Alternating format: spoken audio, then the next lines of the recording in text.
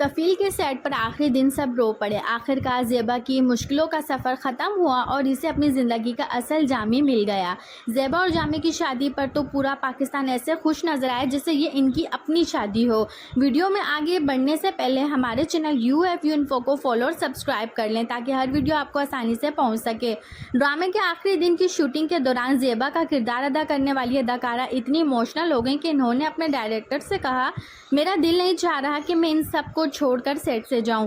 3 महीने ज़ेबा ने इस सेट पर गुजारे और अब ये जगह इनके लिए घर जैसी बन चुकी है। ज़ेबा का कहना था कि मुझे इन बच्चों से इतनी मोहब्बत हो गई कि इनके बगैर दिल नहीं लगेगा। कफील के सेट पर वाकई एक फैमिली जैसा माहौल था, यहाँ तक कि ज़ेबा की माँ का किरदार अदा करने वाली अदाकारा सबके लिए खाना बनाती थी और ज़ेबा की ऑन स्क्रीन बहन अपने बच्चे भी सेट पर ले आती जिसे सब अदाकार बारी बारी गोद में उठाकर रखते थे। इस ड्रामे के हर किरदार ने शानदार किरदार अदा किया और अदाकारी भी की।